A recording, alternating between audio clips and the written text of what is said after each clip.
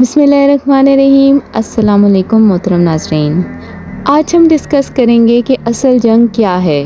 बैतुल मुक़द्दस 3 मज़ाहिब की मुक़द्दस जगह है। मुसलमानों का क़िबला अव्वल, ईसाइयों के लिए यसू की जाए विलादत, यहूदियों के लिए हैकल सुलेमान।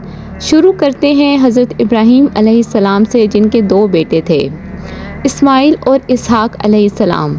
इसहाक अलैहिस्सलाम के बेटे थे हज़रत याकूब अलैहिस्सलाम।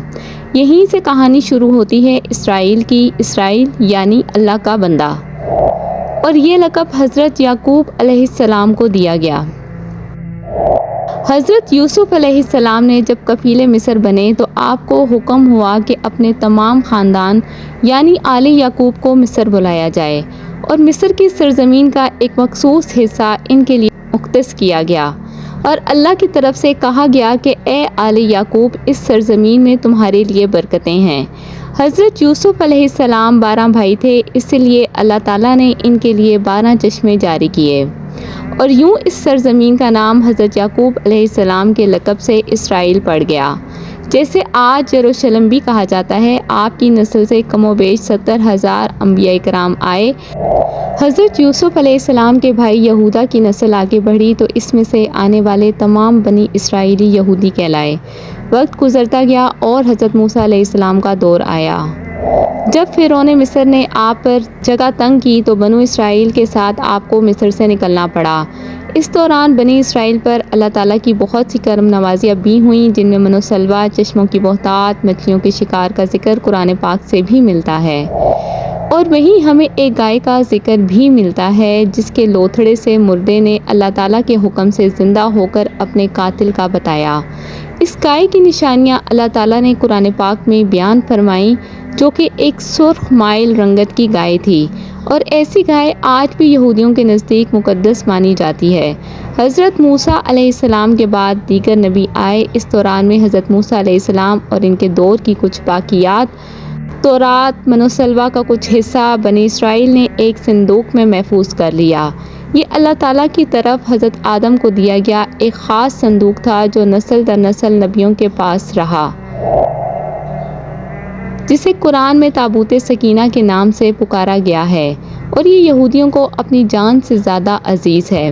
हज़रत दाऊद अलैहिस्सलाम ने जब जालूत को हराकर इससे ताबूत सकीना हासिल किया तो यूँ बनी इसराइल ने उन्हें नबी तस्लीम कर लिया, और हज़रत दाऊद अलैहिस्सलाम ने इस संदूक की हिफाजत के लिए एक हैकल तामीर करवाना शुरू किया, जो कि उनकी ज़िंदगी में मुकम्मल ना हो सका। उनके बेटे हज़रत सुलेमान अलैहिस्सलाम ने जिन्नों की मदद से इसको मुकम्मल करवाया, और इसी दौरान में आपकी भी वफ़ात हो गई।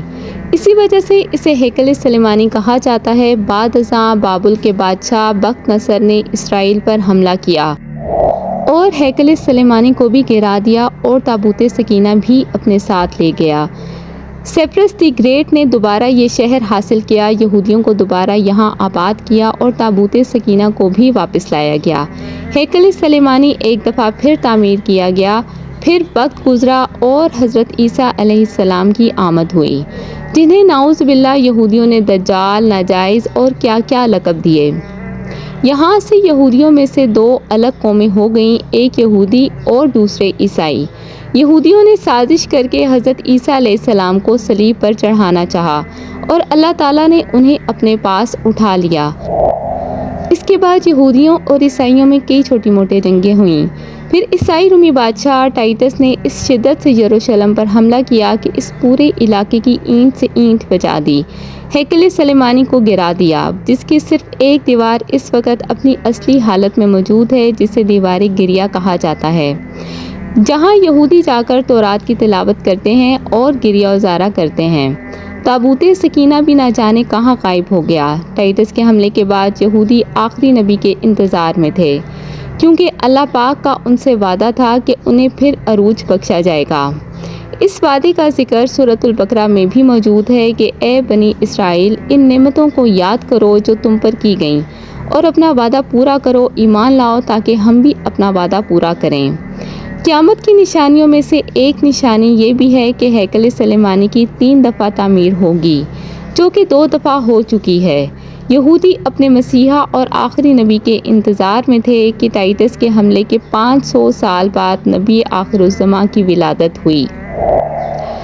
جہاں یہودیوں کو یہ جھٹکا لگا کہ سارے نبی حضرت اسحاق کی نسل سے ہیں، تو آخری نبی حضرت اسماعیل علیہ السلام کی نسل سے کیسے آ گئے، اور انہوں نے ایمان لانے سے انکار کر دیا۔ مسلمانوں کے لیے بھی وہ انبیاء کی ہی نشانی تھی، اسی لیے ہیکل سلیمانی کو بیت المقدس کا نام دیا گیا۔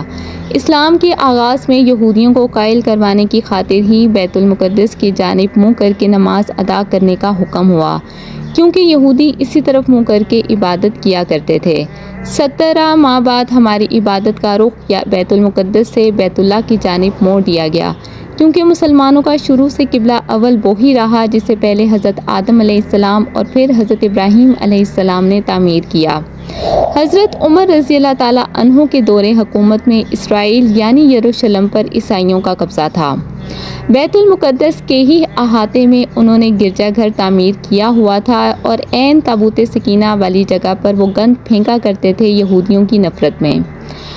یروشلم کی فتح کے وقت جب حضرت عمر رضی اللہ تعالیٰ عنہ وہاں گئے تو عیسائیوں پر برہم ہوئے۔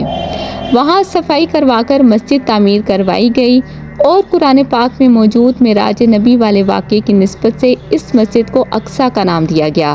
یہودیوں کی دیوار گریہ بھی اسی احاطے میں موجود تھی، تو زائرین کی حیثیت سے انہیں بھی وہاں آنے کی اجازت دے دی گئی۔ خلافت عباسیہ تک یروشلم ایک مسلم شہر رہا۔ اس کے بعد عیسائیوں نے دوبارہ یروشلم پر حملہ کر کے اس پر قبضہ کر لیا۔ صلاح الدین ایوبی نے عیسائیوں کے خلاف 50 سے زیادہ جنگیں کر کے بیت المقدس دوبارہ حاصل کیا، اور پھر 700 سالوں تک یہ خلافت عثمانیہ کے زیر سلطنت رہا۔ یہودیوں کو بھی دیوار گریہ تک اپنے مذہبی اقدامات کی آزادی رہی، اور یہودی آہستہ آہستہ پھر یروشلم میں آباد ہونا شروع ہو گئے۔ اس دوران میں کئی بار انہوں نے خلافت عثمانیہ کے سلطان کو پیسوں کے عوض یروشلم انہیں سونپنے کا لالچ دیا، لیکن ناکام رہے۔ اس دوران میں انہیں یہ اندازہ ہو چکا تھا کہ انہیں اب خود اپنی پہچان بنانی ہے، اور بائبل میں موجود یہودیوں کے آخری عروج سے قبل والی کئی نشانیاں بھی ظاہر ہو چکی تھیں، اور وہ یہ تسلیم کر چکے تھے کہ ان کا آخری مسیحا اب دجال ہوگا، جس کی بدولت پوری دنیا میں ان کا دوبارہ بول بالا ہوگا۔ انہوں نے برطانیہ سے ساز باز کر کے خود کو الگ ریاست تسلیم کروا لیا۔ یوں اسرائیل باقاعدہ ایک ملک کی صورت میں دنیا کے نقشے پر ابھرا۔ پھر آہستہ آہستہ انہوں نے فلسطین اور دیگر مصری علاقوں پر بھی قبضہ کر لیا۔ عرب ممالک اسرائیل کے خلاف جنگ پر آئے، لیکن اس وقت تک یہ خود کو اتنا مضبوط کر چکے تھے کہ عرب ممالک کو اس ایک چھوٹے سے ملک سے منہ کی کھانی پڑی۔ عیسائیوں نے بھی دیکھ لیا کہ اب ان سے لڑ کر کچھ وصول نہیں ہونا، تو باقاعدہ گرجا گھروں میں پادریوں نے تقریبات منعقد کی اور یہودیوں کے لیے معافی کا اعلان کیا گیا۔ یوں سیاسی اور اقتصادی مفاد پرستی نے 2000 سالوں سے ایک دوسرے کے ازلی و جانی دشمنوں کو ایک صف پر لا کھڑا کیا، اور قرآن کی بات بھی سچ ہو گئی کہ یہود و نصارہ ایک دوسرے کے دوست ہیں۔ یہودیوں کے عقائد کے مطابق وہ ہیکل سلیمانی کی حفاظت نہیں کر پائے، تو خود کو قصوروار کہتے ہیں، خود کو سزا دینے کے لیے زنجیروں اور چمڑے سے پیٹتے ہیں، اور دیوار گریہ کے پاس آ کر آہوزاری کرتے ہیں۔ وہ ایمان رکھتے ہیں کہ تیسری بار انہیں پوری دنیا پر حکمرانی حاصل ہوگی، اس کے لیے انہیں مسجد اقصیٰ کو گرانا ہوگا، جس کی تیاری وہ کر چکے ہیں۔ کب سے مسجد اقصیٰ کے نیچے بارودی سرنگیں بچھا دی گئی ہیں۔ اس کے بعد ہیکل سلیمانی تعمیر کر کے تابوت سکینہ وہاں رکھنا ہے۔ تابوت سکینہ بھی وہ دوبارہ حاصل کر چکے ہیں، لیکن مسئلہ تھا سرخ گائے، کیونکہ ان کے عقیدے کے مطابق وہ ناپاک ہیں، اور جب تک پاک نہیں ہو جاتے ہیکل سلیمانی تعمیر نہیں کر سکتے، اور پاک ہونے کے لیے سرخ گائے کی قربانی دینا ہوگی۔ وہ گائے جس کی نشانیاں قرآن پاک میں بیان کی گئی ہیں، جو اس وقت بھی انہیں ڈھونڈنے میں مشکل ہوئی تھی۔ اب بھی 100 سال تک وہ ویسی گائے کی تلاش کرتے رہے۔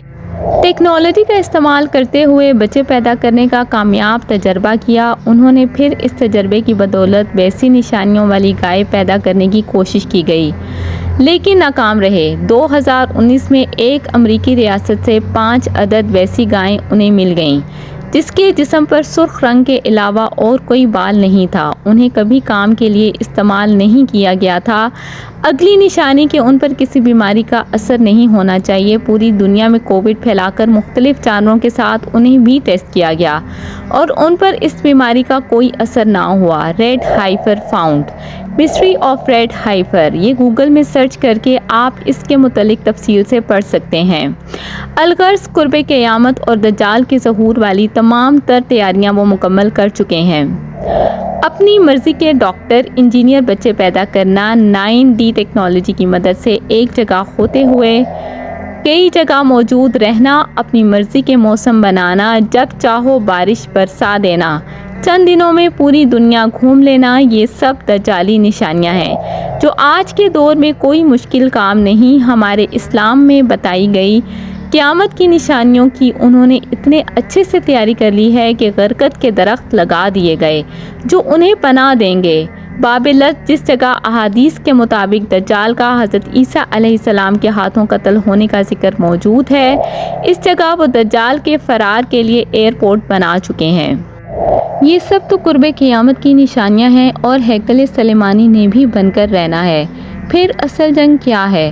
اصل جنگ عقائد کی ہے۔ ہم اپنے عقائد میں اس قدر کمزور ہو چکے ہیں کہ نماز پڑھیں یا نہ پڑھیں ہمیں فرق نہیں پڑتا، اپنے بہن بھائیوں کا حق کھا کر خوشی محسوس کرتے ہیں اور فرقوں کے خرافات میں الجھے ہوئے ہیں۔ فلسطینیوں کے لیے سوائے دعا اور احتجاج کے ہم کیا کر سکتے ہیں؟ کیا ہم اپنے عقائد کے اتنے مضبوط ہیں کہ ڈالر کے بہکاوے میں نہ آئیں؟ کیا ہم یہودیوں کے مقابلے میں نکلنے والے خراسان مجاہدین کی لسٹ میں آتے ہیں یا بس سوشل میڈیا کے تماشائی ہیں؟ اگر آج دجال ظاہر ہو جائے اور توبہ کا دروازہ بند ہو جائے تو ہماری آخرت کے لیے کیا تیاری ہے؟ اگر آپ کو میری ویڈیو پسند آئی ہو تو میری ویڈیو کو لائک کریں، اس کو زیادہ سے زیادہ شیئر کریں اور مجھے کمنٹ کر کے ضرور بتائیے گا کہ آپ کو میری ویڈیو کیسی لگی۔ ملتے ہیں نیکسٹ ویڈیو کے لیے، تب تک کے لیے اللہ حافظ، جزاک اللہ خیرہ۔